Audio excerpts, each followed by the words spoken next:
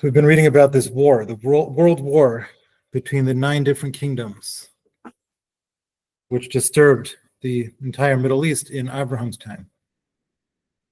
So last week in verse 13, we were reading about after the war had been, or at least that battle had ended, we read about a refugee who the Midrash identifies as Og, who informed Abraham about what had happened, and he told Abraham that Lot was captured, Abraham's nephew. And last week we talked about the name Ivri, the name Hebrew, which is Abraham's title. And the title only appears here. This is the only time that the Torah uses that expression, that Abraham's referred to as a Ivri, a Hebrew. And that the name has to do with the fact that Abram was unique in his time. He came from the other side of the river, and he had foreign beliefs that nobody else agreed with. He believed in one God who was all-powerful, but still had an intimate relationship with the world. And he believed in practicing kindness. That was something that set him apart from all of his contemporaries. And as we talked about last week, the reason that he's called Ivri here is that because he was an Ivri, he was the only person in the world who would try to do anything about this war. Who would try to save the victims.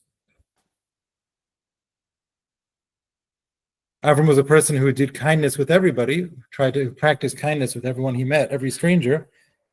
He would be the one person who would feel compelled to deliver the defeated nations. And Avram also was a person who had very strong convictions. He was not afraid to set himself in opposition to the rest of the world. He had such a belief in this one God that he didn't fear any consequences of opposing everyone around him. And because of that, his trust was requited, if I'm pronouncing that correctly. And he gained the respect and honor of the entire world. Everyone respected Abraham, as we'll see later in this chapter.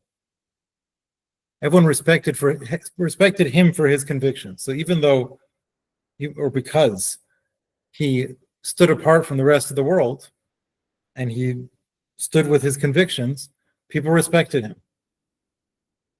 So Abram was the only person who would have risked waging war with just his household against these 4 successful conquering nations. And to Abraham, it never would have occurred to Abraham that he was at any disadvantage.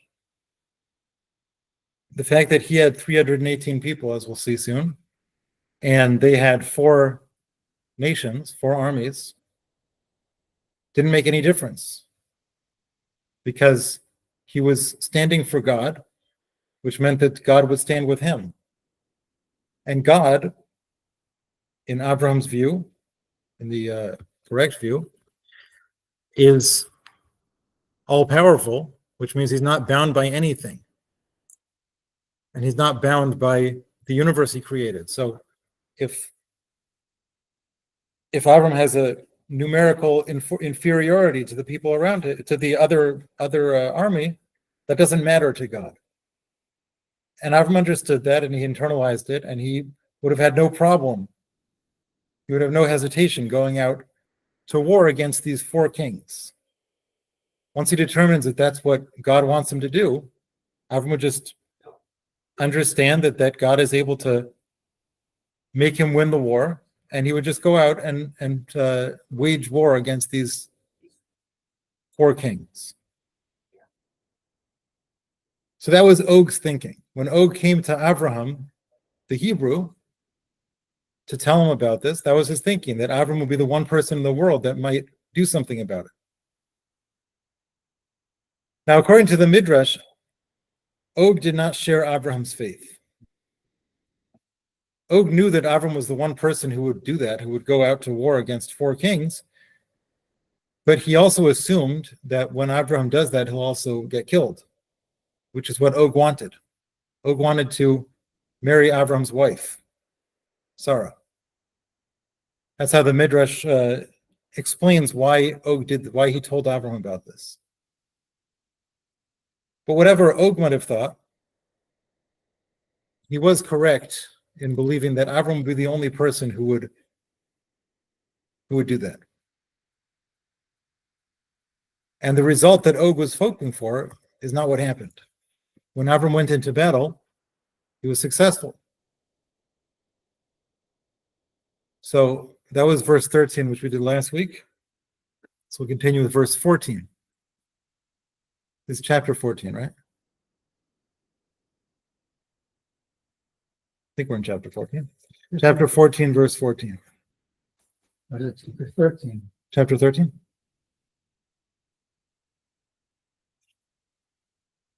Okay. No, chapter 14. With chapter 14. Verse 14. Yeah. That 13. We were just doing the 13. Oh, we finished that? Yeah. Oh, okay. So 14. So now before Yeah. that, it mentions the 3 brothers here. Yeah. So they were, I guess, good with Abraham, and They had a treaty with him, yeah. 3 with him. Oh, but I'll do it. Okay. Yeah. So chapter 14, verse 14. Vayishma Avram heard, ki nishba achiv, that his brother, not really his brother, his nephew, but his relative, was captured. Vayarek es chanichav. So we'll have to work on that word a little bit, but we'll translate it as he armed or emptied out all the people he had trained, Yulidei Vesa, the people that had been born in his house, Shmona Asar Ushlosh Meos, 318 people. So he took all of his people, 318 people, Vayirdof ad Dan, and he chased until Dan. Dan is location in northern Israel. So he chased these 4 kings were on their way back to Iran, Iraq, the place where they came from. Abraham went and pursued them until he got to Dan, which is the northern part of Israel.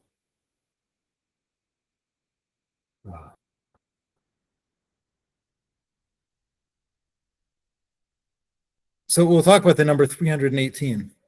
Probably not this week, probably next week. But let's first focus on the first half of this verse, that Avram heard that his brother, his relative, had been captured. So then it says, Vayarek es chanichav. So what does that mean? Vayarek es chanichav literally translates to, he emptied out those trained by him. Vayarek means he emptied out, and chanichav means those trained by him. What does it mean to empty out people who are trained by you? So there's a few different ways of reading that. The expression emptying out is sometimes used as an expression for drawing a sword. And you're emptying out the sheath by taking the sword out.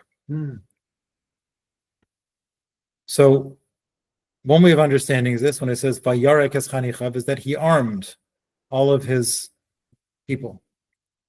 That's how Rashi understands it. He armed all the people trained by him, which was 318 people. Another way of reading it would be that he turned them all out of the house. He emptied his house of all these 318 people, his whole household, and sent everyone to war. So either he armed them or he sent them all out to war, or both. They're both true. Either one of those could be the correct translation of the expression Vayarek es chanichav. Either way, whether we translate it as he armed them or he sent them to war,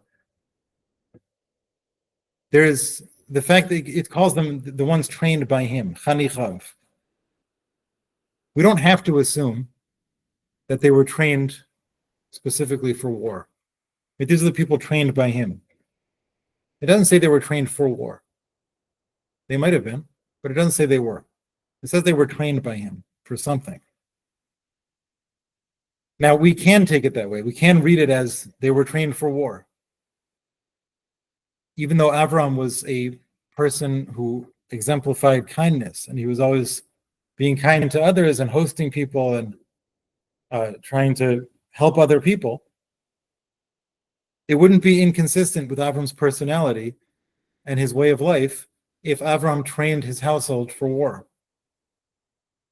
Abraham's primary mode of divine service was to teach and practice kindness.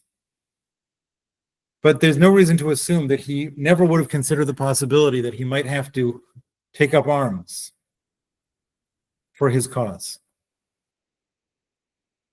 And in fact, if you read the ensuing verses, when it talks about the battle that Avram fought, he was a very capable general. He employed a carefully planned strategy. He managed to fool the enemy into thinking that he was accompanied by a large army. He split up his army and he surrounded them with a very small group. So it's not impossible that he prepared for that. He expected this to happen one day. And he prepared his household for the possibility that they might end up having to fight. I'm sure he was hearing about all the victories that those four That's kings true. had done, and He probably heard about it, yeah. yeah, It doesn't mean he has to get involved. well, he was He was a still- private person. Yeah,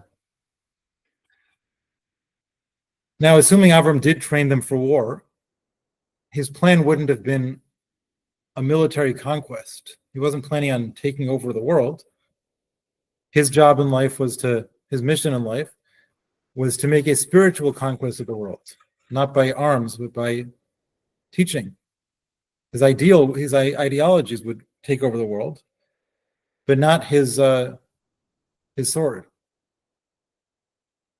But it's very possible that he prepared his household in case they have to defend themselves, or, as it happened here, to practice their kindness by delivering these oppressed nations. It's not a contradiction if you have different parts of your life. Sometimes it might be maybe your main thing in your life is to practice kindness. That doesn't mean that you can't take up arms when necessary. It's not a positive quality to be bound to one mode of behavior in our service of God. Serving God means we serve him whatever that calls for. So sometimes it fits within our personalities and sometimes it doesn't. But we have to do what's right. Somebody who's always serving God in the same way is probably not really serving God. He's probably serving himself. Probably has a certain personality, and he's expressing that in the way that's most comfortable for him. So let's say, for example, I'm a person who likes to smile at everybody, which is a pretty popular way to be, and everyone's going to think I'm a very good person. I never get involved in disputes. I'm a very nice, kind person. So is that because God wants me to be a kind person, or is it because that's my personality? We'll find out when we have to do something that's the opposite of that. Let's say I'm in a position where I need to speak out against something, or I need to act out against something. What do I do then? Do I keep quiet, or do I do what needs to be done contrary to my own personality? I'm not referring to myself specifically, but anybody. So if I do something that's contrary to my personality, then maybe I deserve some credit for what I do. If I always follow my own personality, even when I shouldn't, then that's an indication that I wasn't really trying to serve God. I'm just doing what's comfortable for me.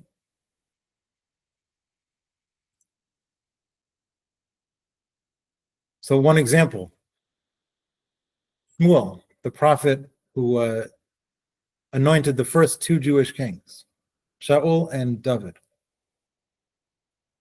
So Shmuel was a person who spent his life traveling from city to city. He went all around the land of Israel constantly. He was always making a circuit around the land of Israel, trying to reach all the people. He wanted to have a personal relationship with each community and take care of their spiritual needs in person. He didn't send messengers. He didn't sit in some central location and have them come to him. He was a very kindly person, and he believed he could be most effective if he personally traveled around to each community and took care of their spiritual needs. And he never took any payment for it. He never wanted to be honored for it. And even the expenses that he incurred through serving the community, he never asked for anything.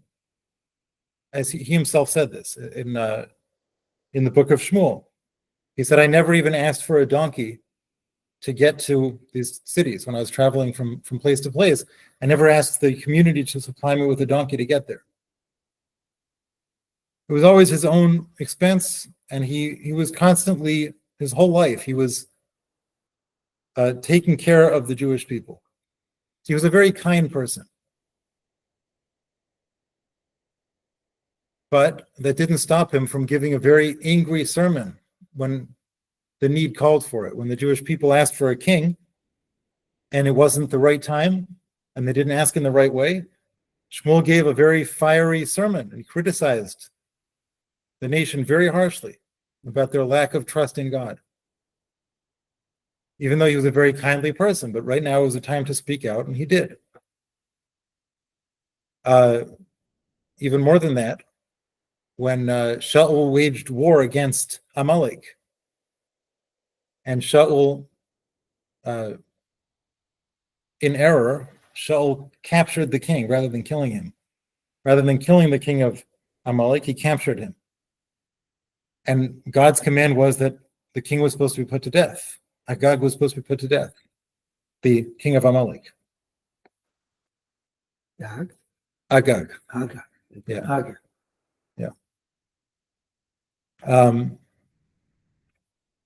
He was the ancestor of Haman. Haman's called Haman HaAgagi because he's the descendant from Agag. They get killed. They're supposed to get killed. Right. So Shmuel carried out that command. Since the Shaul did not carry it out, Shmuel carried it out. Shmuel didn't ask Shaul to call in the executioner, some coarse individual who doesn't mind getting his hands dirty. Shmuel did it himself. He took a sword, and it describes how he chopped Agag into several pieces. He didn't just cut off his head. He chopped him up. So Shmuel was a very kind person, and he was always caring for everyone. But when the need called for it, when duty called for it, he had no problem doing whatever unpleasant task needed to be done. So he wasn't bound by his personality. He did what needed to be done, whatever God wanted him to do, which is an indication that when he did go around from city to city, taking care of everyone, he was also serving God. That may not have been his personality. He may have been a very harsh individual. We don't know. He may have been a very harsh person, but serving God required that he go and take care of the people. So he didn't behave in a harsh manner. We don't know what his personality was. We just know that he spent a life serving God. So Avram's personality, we do know. We know that Avram was the man of kindness, and that was his primary expression of serving God. But that doesn't mean that he never would have considered the possibility that maybe he'll have to fight a battle one day and he would train his people to possibly defend themselves if necessary. Whatever God wants. It also wouldn't be a contradiction to Abraham's trust in God. So if we look at this story that we're about to read, Avram went to war against these 4 kings. He had 318 people. They had 4 armies, and he won, which was an obvious miracle. There was nothing, the training, whatever training he may have done for his people was unnecessary in the event, because his victory was completely miraculous. So even had he not trained them, that would have been equally miraculous. So the question arises, why would he train them if he's willing to rely on a miracle? If he believes that God can do a miracle, why should he train them? But that's also not contradictory. There's no contradiction between trusting in God and taking the proper steps that need to be done. Avram had no trouble believing, even expecting a miracle to happen, but that doesn't mean he would not make the proper preparations. It's very possible that he trained his people, and then God will decide if and when that becomes relevant. In the end, it didn't become relevant, but it could have. So it is possible that Avram trained his people. That being said, there's nothing in this verse that says that. There's nothing in this verse that indicates that Avram necessarily trained his people for war. It says that his people were trained by him. But it can mean, and it probably does mean, that he raised them and taught them about God. He trained them in his beliefs. And that could well be the meaning of the word chanichav, not the people he trained for war, but the people that he trained for believing in God and practicing kindness. They follow His followers, yeah. But more than just followers, people that he raised. It says they were born in his household, and it says that he trained them.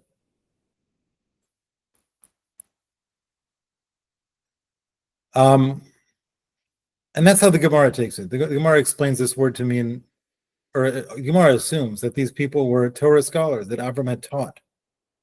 And in fact, the Gemara criticizes Abraham at some level for taking Torah scholars out of their studies, away from their studies, to fight a battle, which is a whole separate discussion.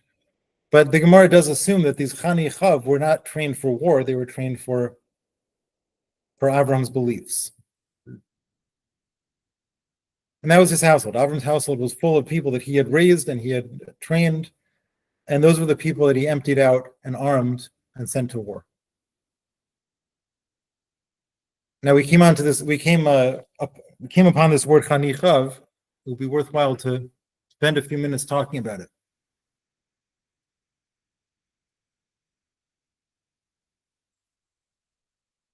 That's the word that the Torah is using. The word for people that were trained by Avram are called Chani Chav, from the word chinuch. The word chinuch is usually translated as education. Rashi on this verse, a very celebrated Rashi, everyone quotes this Rashi, this comment of Rashi. He gives a very specific definition of the word chinuch, which gives us a perspective on what the word means and a perspective on what education is in the Torah's view. Rashi says that chinuch means to initiate someone or something into the role that it or he is going to play as he continues life. You're initiating him into something. And this is a word that's used for people. It's used for training children, for teaching children. It's also used for when the Kohen goes through his initiation process to begin the service in the temple. And the vessels that are used in the temple also, there's a chinuch for them when they're initiated into their role. So chinuch is not just education, it's an initiation into a role that you're going to be serving.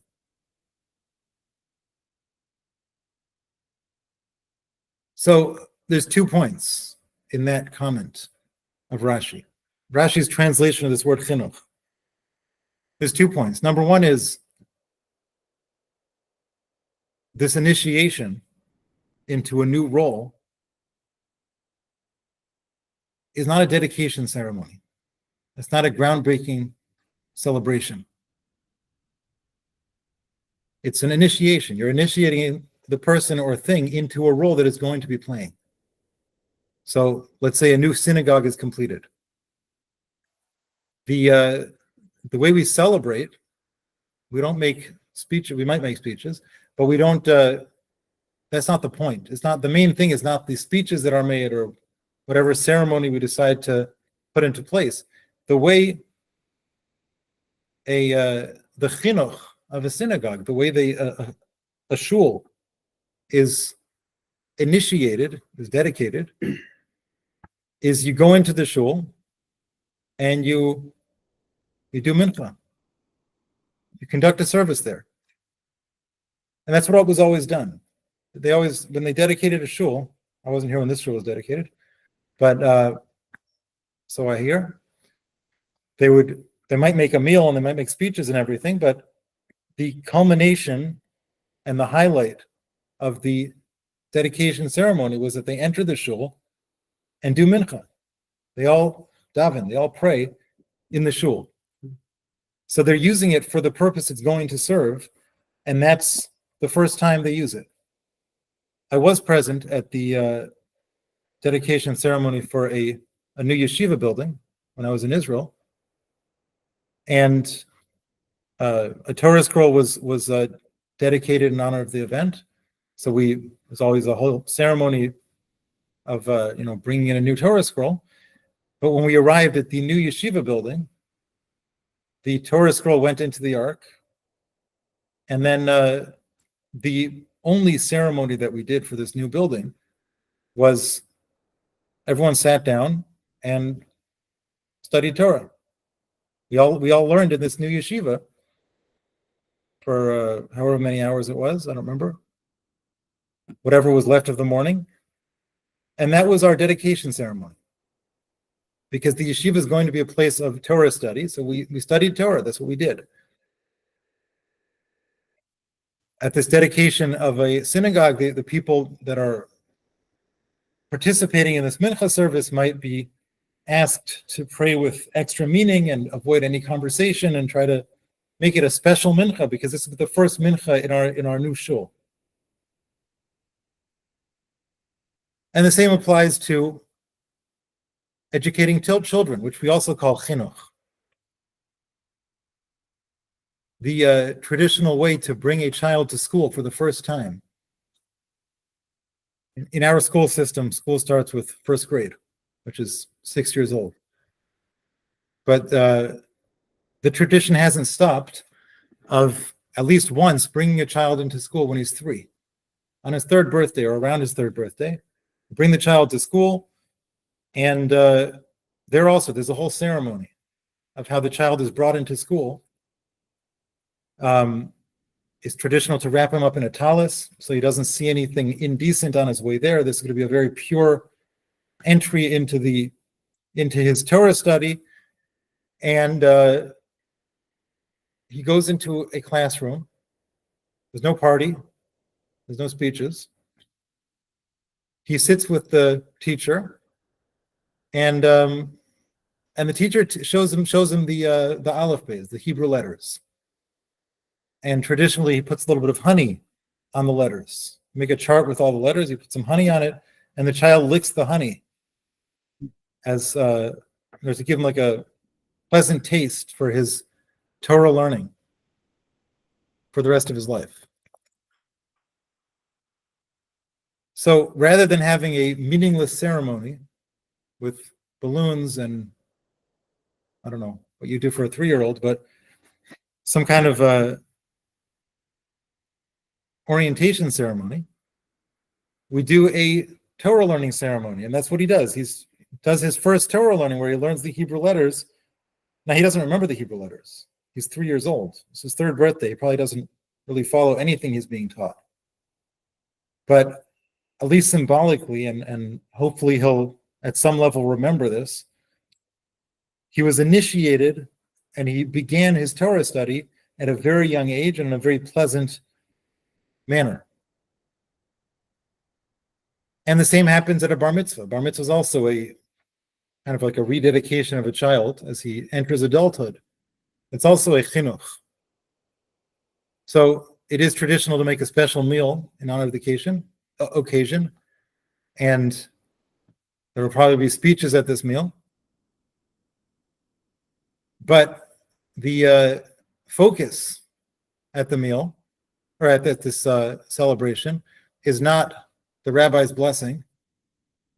In fact, in traditional circles, there is no rabbi's blessing, and there is no bar mitzvah certificate, and there's no emblems of the boy's favorite sports team, because that's not what a bar mitzvah is about. He's being initiated into this new role he's going to serve as a Jewish adult who's going to be dedicated to Jewish observance and Torah study. So the way we celebrate the bar mitzvah, and the only way that we really, the focus of our celebration, is that the child's called up to the Torah on Shabbos. He's called up to the Torah, he makes a bracha, and he reads the portion. So it's not a celebration of his 13th birthday or his manhood. It's an initiation. And it's not an initiation into his newfound capacity to perform well on the junior high school football team or to attract the attention of his classmates, but into his new responsibilities as a Jewish adult. So that's one point that Rashi is trying to make, or I think he's trying to make, that a dedication ceremony, whether it's for a person or for a shul or something else going to be used in God's service, is not just a ceremony, it's an initiation. We do the thing that he's going to be doing. And the second point, the second perspective that we can gain from this word chinuch is a perspective into the Torah's view of education. We tend to think of education as imparting knowledge. You have a child who's ignorant, and you give him information. And now he's not ignorant anymore. Now he has this information which will be useful in his lifetime. Or training. Maybe certain skills he needs to be trained in. If he's whether it's skills, whatever skills he might be trying to practice, that could also be included in education. Either information or skills.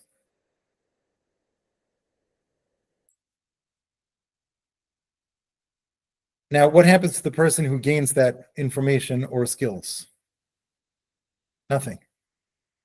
He's just less ignorant. He's more capable and is more knowledgeable. Nothing changed about him. He's the same person. He just has more information and more skills. So let's say you have a person who has earned a PhD in physics. So we call him a physicist. Somebody who goes through police training, we call him a policeman. But the word physicist and policeman doesn't describe the person. It's their profession. The physicist spends his evening reading novels next to the fireplace. And during the weekends, he likes to cook. He cooks up these big, fancy dinners, elaborate dinners, and he invites guests. And the policeman, when he's off duty, he likes to play baseball. And he likes to go to wine tastings. So this one's not a physicist, and that one's not a policeman. The physicist is really an amateur chef and a book fan. And the policeman is a fan of wine and baseball. Their profession that they've chosen is something they're educated in and something they know a lot about and they're trained to do, but it's not who they are. The education and training serves a utilitarian purpose of providing knowledge and skills that are needed for life. But chinuch, in the Torah's conception, is neither of those things.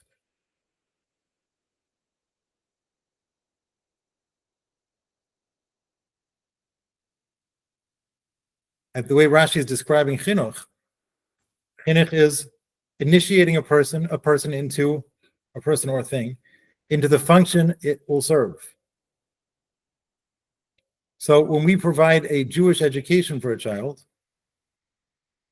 the goal is not to make sure that he masters a certain amount of information or that he learns certain skills or that he is prepared for life by knowing this information. The goal of a Jewish education is to initiate the child into his role as a good, upstanding Jew. And that's the only goal. We're trying to train him for his primary occupation in life and give him an appreciation for his primary occupation, which will be to be a good Jew. That's going to be his occupation. We have never had rabbinical seminaries where students were trained in public speaking and hospice care and whatever else rabbis do. We've never trained rabbis. That's never existed until very recently. And still today, Orthodox yeshivas don't do that. That's not what happens there. We have yeshivas, and students are trained in their Jewish vocation. If you have 10 yeshiva students who graduated with honors, 5 of them might become rabbis, the other 5 might become plumbers. They're not being trained for a profession, and they're not being trained to use their knowledge for a specific purpose. But they are trained to be Jews, to be good Jews.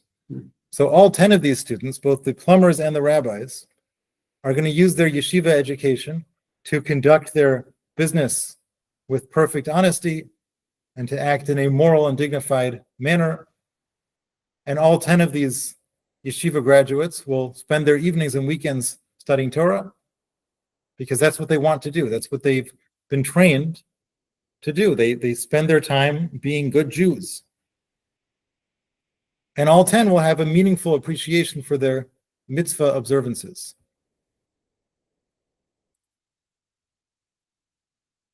And that's something people don't understand. People don't realize that.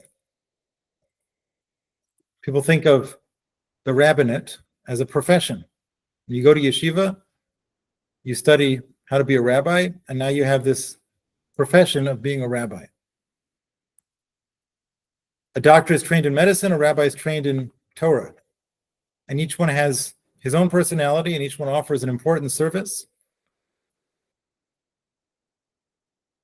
And the rabbi just specialized in this knowledge, which people need because they need to know what to do, and they need to attend Torah classes, but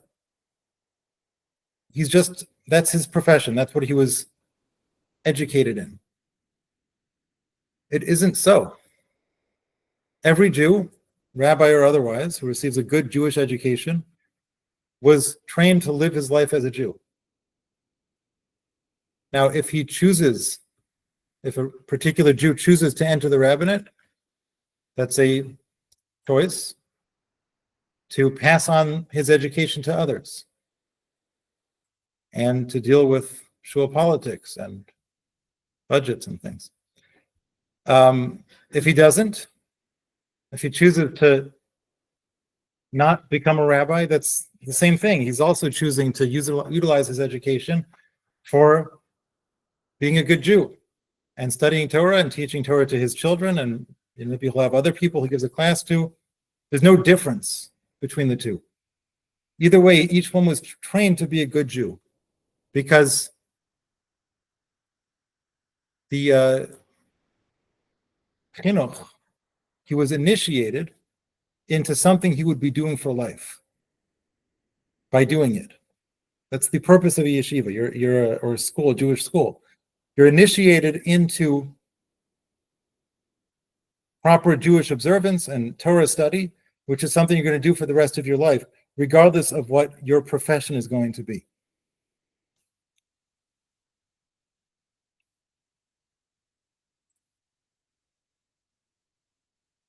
those are two perspectives based on the word chinuch. One is that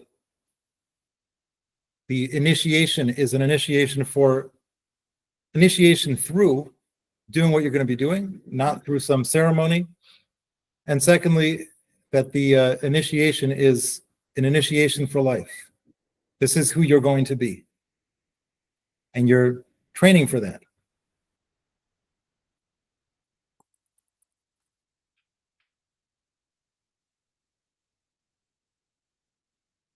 And that was Abraham's people. Abraham's chanichim, the people that were trained by him, were people that were trained for life, trained to live their lives as Abraham's students. And he took those people, he armed them, he turned them out of the house to go to war. Now the Torah says here that there were 318 students that Avram sent to war. First of all, that's a very large number. It's a very large household. It was just Avram's household. It wasn't his family, but the people that lived in his group. The next verse actually refers to them as servants. So they were raised by him and they were taught by him. But there were 318 members of his household. So it's a pretty large number. It's also a fairly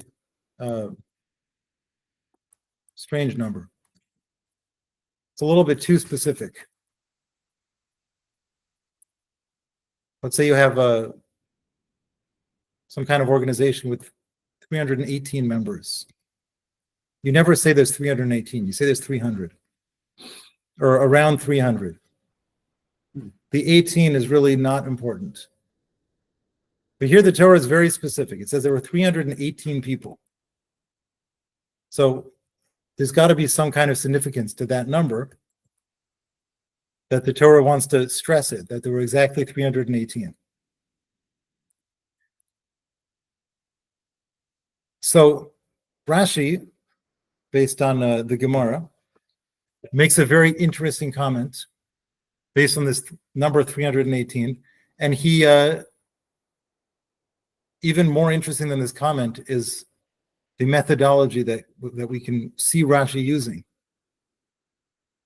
Rashi says the number 318 is the numerical value of the name of Eliezer. So Eliezer was Abraham's servant, most trusted servant. He's called the elder of his household. And in Hebrew, every letter has a numerical value. If you add up the letters of his name, you get 318. So Rashi, the way Rashi presents it, there were no 318 people. It was just Eliezer. Eliezer was the prime servant. He was the one who went out to war. So it's an interesting statement, interesting assertion that there were no 318 people. It was just Eliezer. And that the Torah indicates that by saying 318.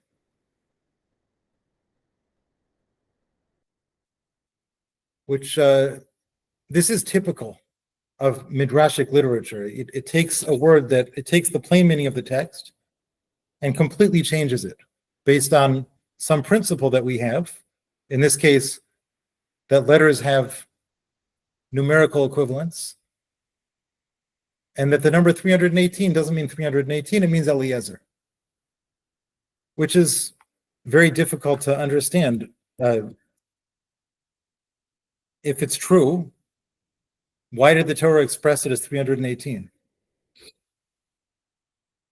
And if it's not true, where did the Midrash get it from? I'm going to phrase that a little bit differently. Not if it's true or not true. If the Midrash had that as a tradition, that traditionally we know that it was not 318, it was just Eliezer, then why would the Torah express it as 318? And if they didn't have that tradition and they're just interpreting, then this seems like a wild interpretation. To take the number 318, which is conveniently the same as Eliezer, and say that actually that's what it means. It means Eliezer. I mean, either way, there's something wrong here. And this is a problem that people often have with the Midrash. They read the Midrash and it makes these wild claims that sound, first of all, they sound wild by themselves, but also the derivation of these claims also sounds wild.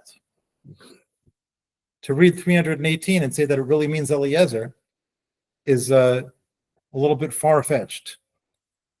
So people have a lot of trouble appreciating when the Midrash does this, which happens all the time. So I want to share the way the Maharal explains this Rashi, which is instructive because it gives us an insight into how the Midrash works. So before we get to the Maharal, I think it deserves mention. I mentioned two possibilities. They either had a tradition that this was true or they didn't. They certainly did. They didn't make this up. And they didn't interpret it. The Midrash is not interpretation of the Chumash, of the Torah. If they say it was Eliezer, it's because they knew it was Eliezer. Now, it's hinted to in the Torah. It says 318, which, as I mentioned, is a very random number. We really don't need to know that it was exactly 318. It could have said 300. I mean, it's a miracle. The fact that it was 318 and they won this war, that's a miracle. But 300 would have expressed that just fine. Or even 315, a little closer. So there is something unusual about this verse that deserves our attention. And that is why the Midrash is saying that 318 really means Eliezer. But it still seems like a big stretch if we assume that they didn't have this as a tradition. So whatever the Midrash says and whatever the Gemara says, it's always based on tradition. It's something that they know to be true. They're just telling us where it's hinted to in the Torah, in the written Torah. But that doesn't answer our question. Why would the Torah express it that way? Why would the Torah say 318 if it really means Eliezer? And it sounds to us like this is made up, even if we trust that it wasn't. So the way the Maharal explains this, Rashi, it's not Rashi. Rashi is based on the Gemara. The way the Maharal explains the Gemara is that there were 318 people. Avram had 318 members of his household, but Eliezer was the primary one. Which we do that all the time. When we refer to an army that won a war, we often say the name of the general rather than talking about the entire army. We say this general won the war because it was his strategy and it was his planning and his leadership. Now, he didn't do it by himself. He may have never lifted a weapon. It was the rest of the army that did it. But we say that this general won the war because he was in charge. In the case of this war, it really wasn't a general that won the war. It was God that won the war. Because there was no chance of 318 people winning against 4 armies. So this was a miracle. But the miracle happened through someone. So Abraham obviously was the one who deserved this miracle. It wasn't any of his servants. But Abraham had this servant Eliezer. And Eliezer was Abraham's primary servant. He was his most trusted servant and the elder of his house. He was in charge of the entire household. Eliezer was the person, Eliezer was like Avram's right-hand man in the physical sense, but also in a spiritual sense. He's described as the one who, taught all of Avram's teachings to everyone else. So Avram taught people, but Eliezer was the one who, I don't know exactly what he did for Abraham, but somehow he was the one who was teaching everybody. So Eliezer and Abraham were, to an extent, partners, even though Eliezer was a servant of Abraham. So this miraculous war happened through Abraham. The miracle happened through Abraham, but also happened through Eliezer. Abraham and Eliezer together. So when it says 318 men, there were 318 men. But that's not important. If it were important, it would just say 300. What is important is Eliezer. This miraculous war was conducted by Eliezer. Now, there were 318 men with him, or maybe 317 men with him. But Eliezer was the main one, and he was the one who led the battle, and it was won because of him and Abraham. So it's an interesting point by itself that this 318, there were 318 people plus Eliezer, who was the primary one. But it's also instructive in general when we approach the Midrash or the Gemara, and things look to us like they're made up and they don't really make any sense. The Gemara would make these wild assumptions based on a number that really means a word, or some extra letter means something else. Point number one is they had this all by tradition. They weren't just interpreting, they had this by tradition, and they were figuring out how to read it back into the text. But also what they were expressing was not just, in this case, not just that there were no 318 people and the Torah is saying something false, but that Eliezer was the primary one. So, in other words, when we read this verse in the Torah, which says there were 318, we can read it on two levels. We can read it on the simple, straightforward level, which is there were 318 people, which is true. There were 318, and they all were involved in this battle. And then we could look at it on a conceptual level. Conceptually, who won this battle? Not the 318 people. Eliezer, and only Eliezer. It was his presence there. His success was expressed through his 318 other people. But it was him. He was the one who really won this war. And that's true in general about the Midrash. It's often telling you conceptually what happened, either on a spiritual level or even on a physical level, but it's telling you conceptually what happened. Whereas the plain meaning is telling you what it would have looked like to us. Just one more point on this verse before we finish. Avram's described as pursuing the four kings until a place called Dan, which is in the north of Israel. Now, this location, Dan, the reason it's called Dan is that Avraham's great-grandson, Yaakov's son, was called Dan, and he was the ancestor of one of the 12 tribes. He was one of the 12 tribes. And the area that they would eventually inherit was their territory was all the way in the north of Israel. So Avram pursued his enemies till the north of Israel, which would one day be Dan's territory. Now, I think we mentioned this last week also, or maybe a few weeks ago.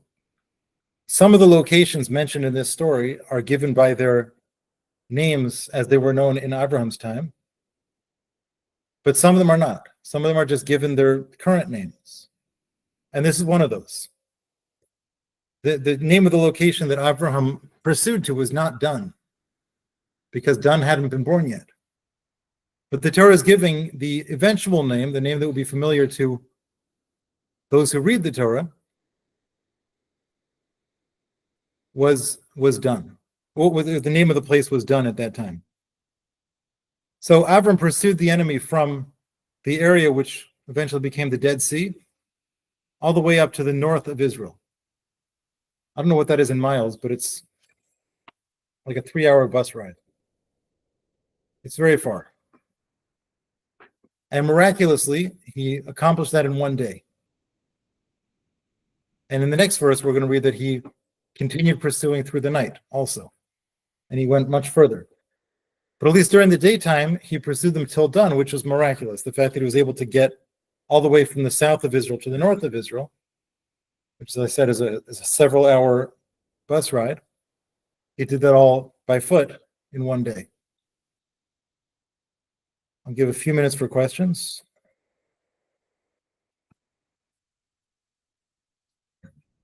What? I looked at it.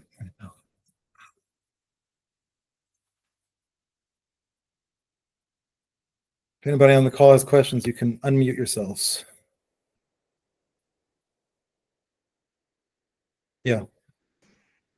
So, on the version that Eliezer was the one who won the war, is that to be understood as Eliezer was taught by Abraham and Eliezer taught the other people Torah, and Torah is via Torah they won the war.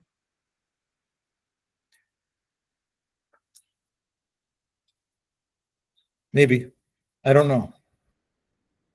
But I just know that Eliezer was the one who earned that. It was done for him, not for the other 318. Besides picking a wife, what was known to be his virtues up until that time? Well, he's described later as Damesek Eliezer, which the simple meaning of that word Damesek is Damascus. He came from Damascus. But the other meaning that's given is Dole Umashke Mitoras Rabo, that he took Abraham's teachings and then continued teaching them to others. Okay. So he would have been the one who mastered Abraham's teachings and continued teaching them. He also, Midrash describes that his daughter, he wanted Yitzchak to marry his daughter, which he wasn't just fooling himself. His daughter must have been worthy of him. So he raised his daughter in a way that she would be able to. She was the type of person who would have married Yitzchak. There was a problem with that match, so we may get to when we get there. But theoretically, his daughter could have married Yitzchak.